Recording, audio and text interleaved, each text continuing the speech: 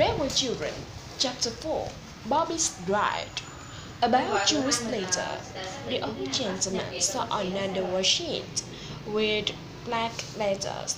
When he looked at the train, it said, "She is nearly well, thank you." Then it was time for the children to tell mother what they had done. It was not easy, but they had to do it. And mother was very angry indeed. "Now listen, it's true that we're poor," she told them, "but you must not tell everyone, and you must never ask strangers to give you things." "We didn't mean to be bad, mother," cried Bobbie. "We're sorry," said Phyllis and Peter, crying too. Soon mother was crying with them. "I'll write a letter to the old gentleman and thank him," she said. "You can give it to the station master to give him.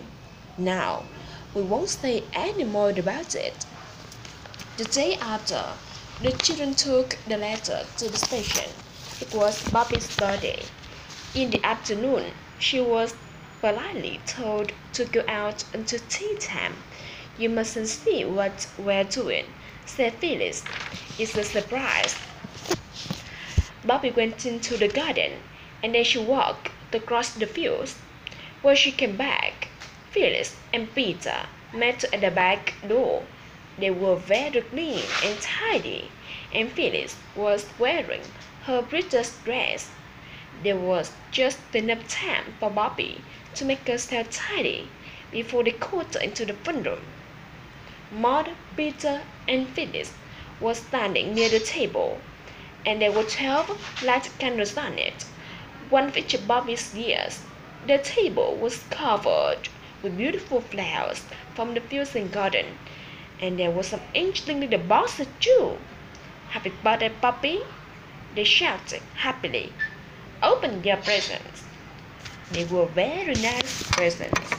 There was a pretty handkerchief with flowers on it from Phyllis, a lovely little silver brooch modest shaped like a rose, which Bobbie had loved for years. There were 2 blue glass vases for Mrs. Bunny, and there were 3 birthday cards with pretty pictures. "This is my present," said Peter, putting his toy steam engine on the table. It was full of sweets. Bobbie looked surprised because just for the moment she thought Peter was giving her the engine. "Not the engine," he said quickly, "only the squeeze." But he had seen the look on her face. "I mean, not all the engine. You can have half if you like," he said bravely. "Thank you, Peter," said Bobbie. "It's a wonderful present." And she thought it was very kind of Peter to give me half of his engine. "Well, I'll have the broken half, and I'll get mended." It was a lovely birthday, but later that night, Bobbie came sliding down the stairs to get her presents. She saw her mother sitting at the table with a pen and some writing paper in front of her. "She is writing to father," thought Bobbie. But at that moment, mother wasn't writing. Her head was on her arms, and her arms lay on the table. "It's my birthday, and she doesn't want me to know she isn't happy," thought Bobbie. "Well, I won't know. And she went quietly back to her room. But it was a sad end to the birthday. The next day, Bobbie put Peter's engine in the box and took it down to the railway. She did not go to the station, but she went along the line to the place where the engine stopped. When the next train came in, Bobbie went across the line and stood beside the engine. She had never been close to one before, and it was very big. The driver and the fireman did not see her. They were talking to Buzz, the porter, who was on the other side of the line. "Excuse me," began Bobbie, but the man did not hear her because the engine was making a lot of steam and noise. Bobbie climbed onto the step of the engine. But at that moment, the train began to move. Bobbie fell inside. Aunt Hippo, help! She cried, but still the man didn't see or hear her. I shouldn't be here, she thought. As the train went faster, I'll be in terrible trouble. She put out a hand and touched the nearest arm, and the driver turned round quickly. What are you doing here? He shouted, and Bobbie began to cry.